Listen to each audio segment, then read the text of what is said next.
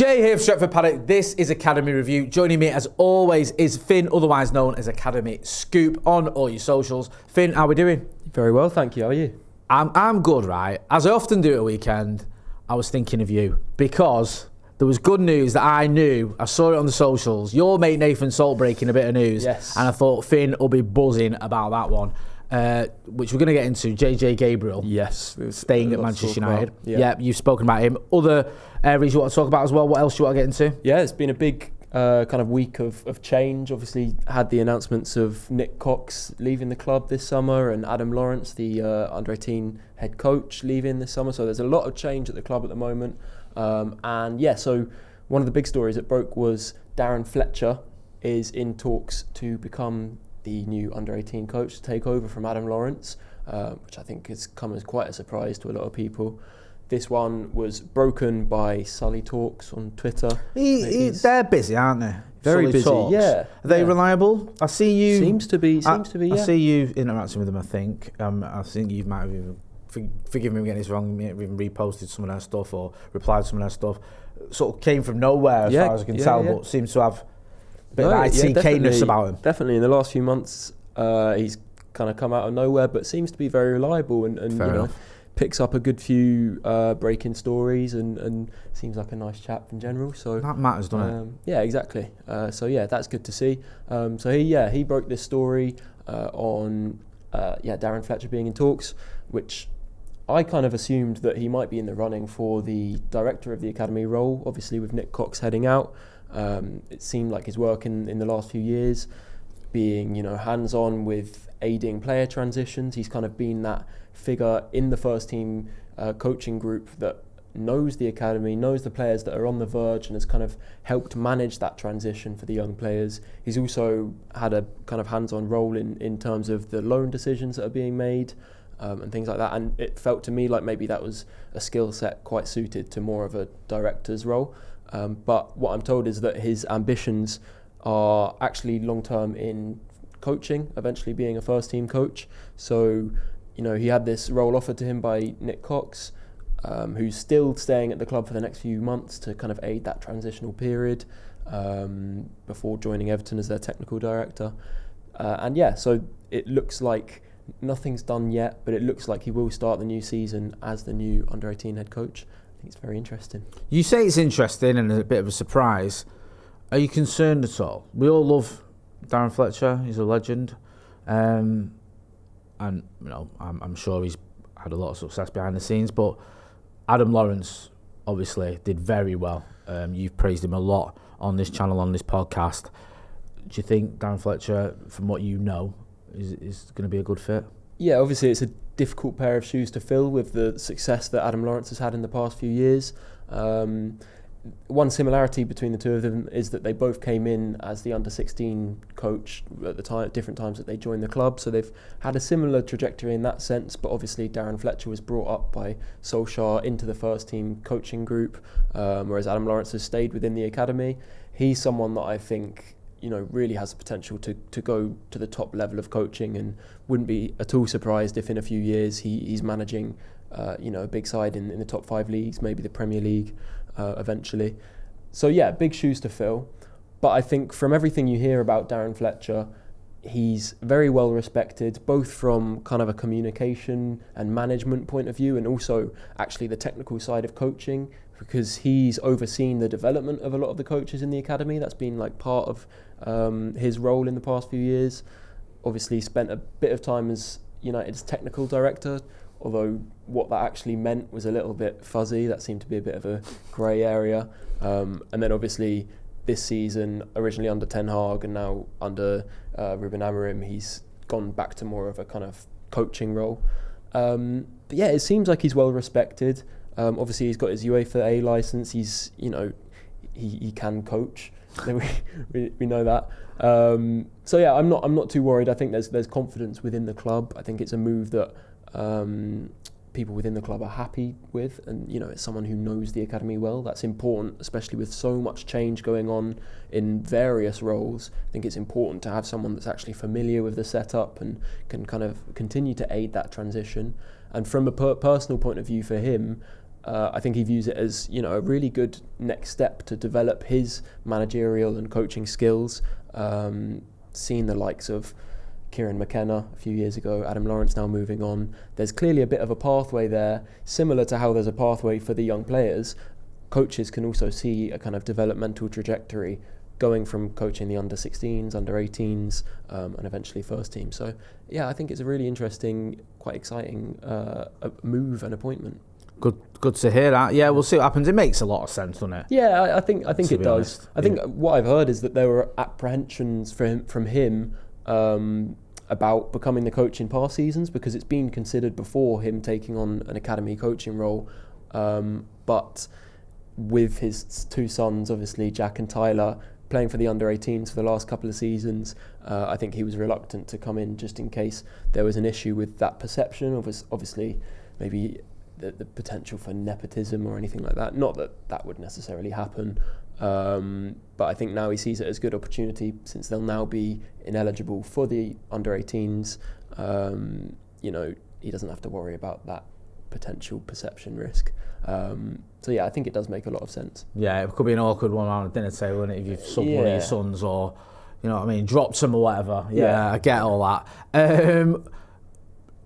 Do you want to talk about JJ Gabriel now? What's next on your list? Yeah. Should we talk about this one? Because just give us a quick background, Finn, for anyone who doesn't know, because I'm guessing everyone who's watched it will have heard of him on socials, will know a little bit, but for those who don't know much about this 14-year-old, what can you tell us about him?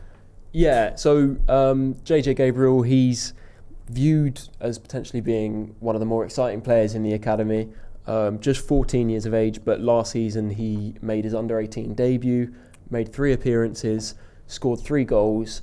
These are all off the bench, so he's averaged a goal every 24 minutes, playing 4 years up. Is that it? What a loser! Yeah. Really, really highly rated player. Obviously, always got to be careful when you're kind of talking about some players that are so young. But I think he's almost a bit of an anomaly in the sense that he's just so far ahead of his age mates. He's got a full Nike deal. I believe he's one of the youngest Nike athletes, and he's really being pushed from that aspect as one of their biggest upcoming young athletes. Was he at an advert the other day? Did we have this on Transfers Live? Yeah. Well, was he with picture? That was it. It was pictured with Sanjo Tonali. Did you see that? Yeah. So because at first we saw that, we was like, "What the hell's going on here?" Yeah. And then it became clear it was a Nike thing. Yeah, I'm not sure how often that happens, but yeah, he's been. I believe he took part in a kind of personal coaching program this summer with Nike, somewhere abroad. I'm not sure where that was. Yeah. But yeah, so there are a lot of people at the club and elsewhere who basically see a lot of potential in him to really go far. He's, he plays on the left wing, but can also play through the middle, and he's basically got a lot of what you'd look for. So he's got the ball striking, he's got the ability to take on defenders, that technical ability, and also some flair, the intelligence you need to play at the top level. It kind of all seems there. And yeah, there's been a lot of interest in him for those reasons, from various clubs in England, even in Europe. The likes of Barcelona, Real Madrid have held an interest for a long time now. And there was a point earlier this year where it seemed like maybe there was a risk of United losing him, potentially moving to this year he could move to an English club when he turns 16, because he's got an Irish passport. He would be eligible to move to a European club. So yeah, what I'm told is that there was a kind of intervention last minute, talks held with Jason Wilcox and Will Hargreaves, who basically stepped in and made sure that we didn't lose this top young talent. And yeah, so it looks like now he'll be committing his future to United for at least the next 2 years. He can only commit for another 2 years at this stage, based on his age, and then when he gets to 16, it'll come down to him potentially signing a scholarship deal. So at 16, that's the next kind of critical juncture to make sure that he continues on at the club. But definitely a lot of relief from within the club, because there was a little bit of worry that we'd lose him, and it's something that doesn't really happen at United. That's something that is really consistent is that we very, very rarely lose top talents, especially in the higher age groups. It's something that you just don't really see, and a lot of other academies struggle from that kind of competitive poaching. And so it's good to see that United, despite all the change that's happening in the academy and higher up, and obviously the turmoil in the first team, we're still able to retain our top talents. So yeah, really exciting.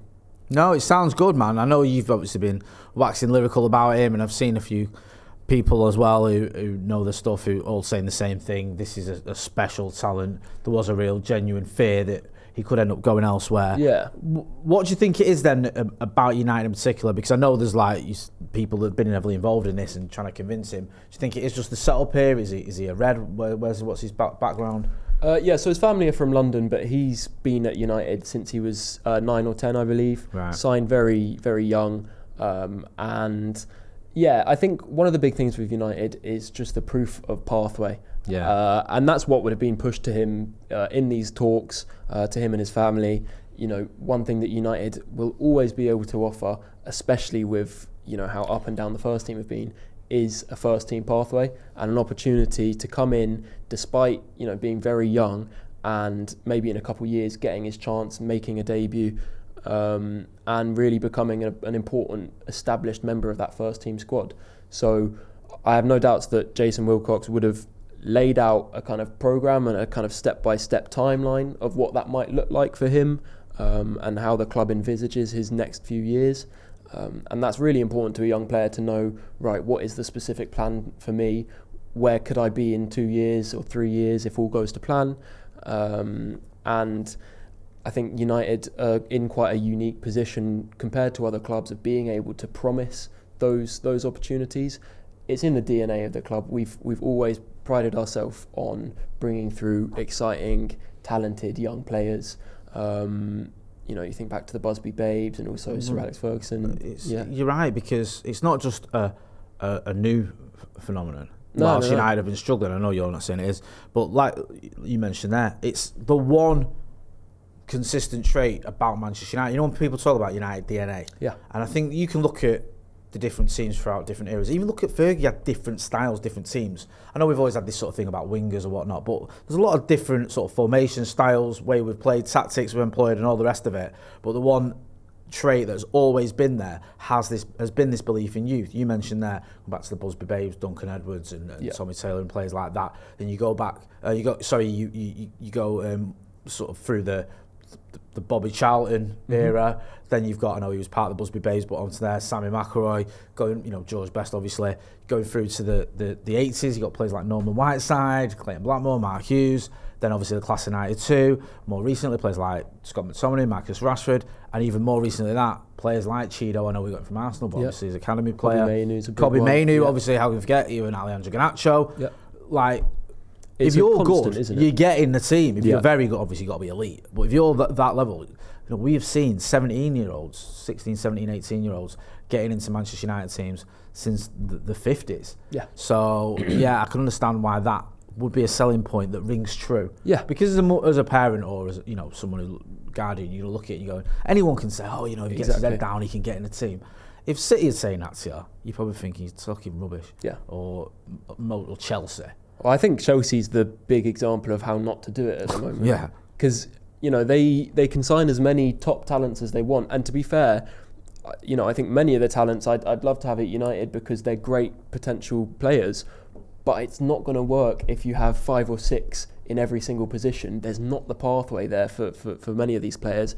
And a lot of them, unfortunately, if not managed correctly, will stagnate and they won't reach their potential. And that's something that I don't think we see at United, because there always seems to be a pathway prioritised for those that show the potential and show the willing to come in and improve. So like you said, any club can make promises about where a player might be, but United can say, look at this player and this player and this player and this player who all, you know, were gifted the same opportunities and the same pathway.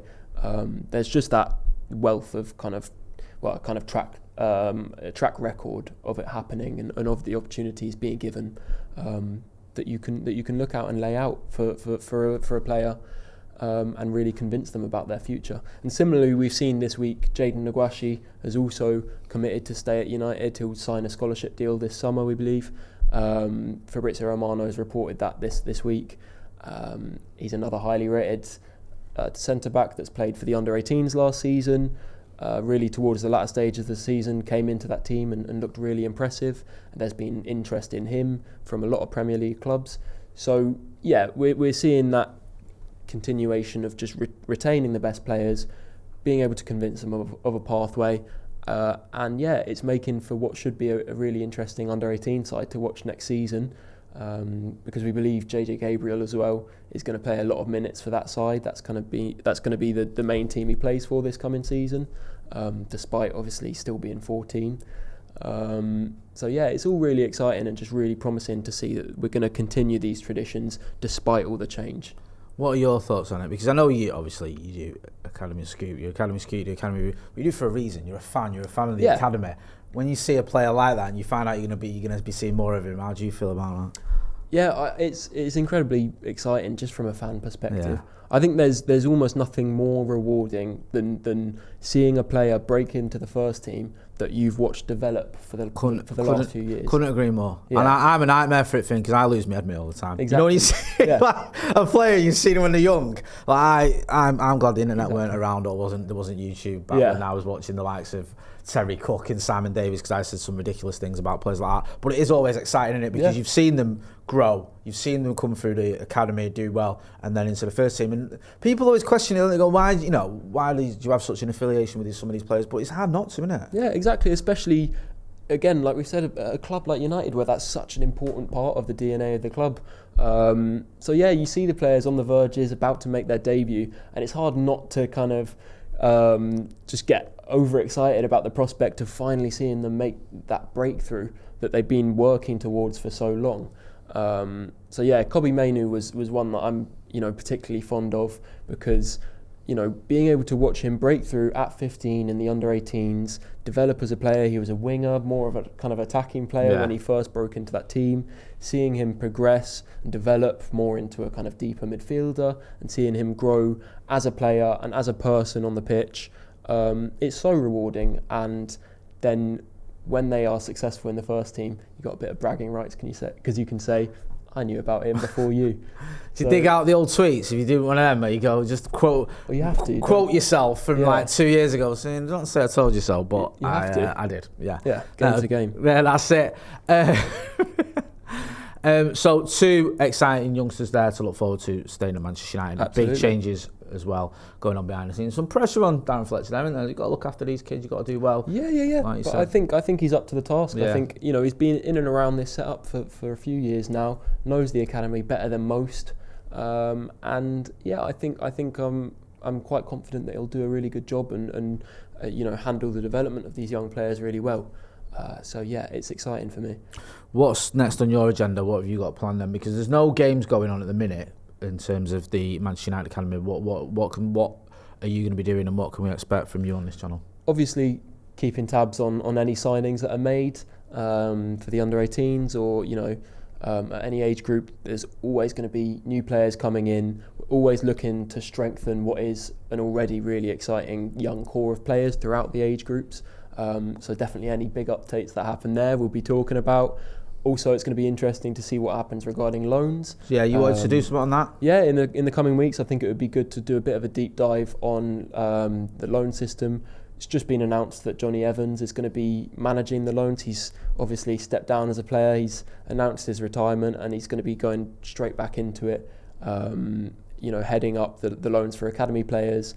Obviously, Lausanne, we've seen Ineos-owned Swiss club that seems to be the potential destination for players like Diego Leon, Sekou Kone, Canabiek, the French striker we've signed this summer.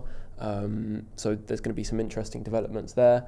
And I think it would be great to get some interviews done with possibly, ex-players of United. Yeah, watch this space. We've got a couple of them lined up. We won't go too much into it, but yeah, over the next few weeks, me and Finn are going to be sitting down with some former academy players. So I'm looking forward to that, bro. Absolutely. And it's always great having you on the channel. It's always a pleasure. And yeah, I'm looking forward to seeing more of the players you mentioned as well in the coming months and hopefully years at Manchester United. Go and check out Finn Academy Scoop on all your socials. You know where to find me. That's been Finn. I've been Jay. This has been Academy Review. Thanks for watching.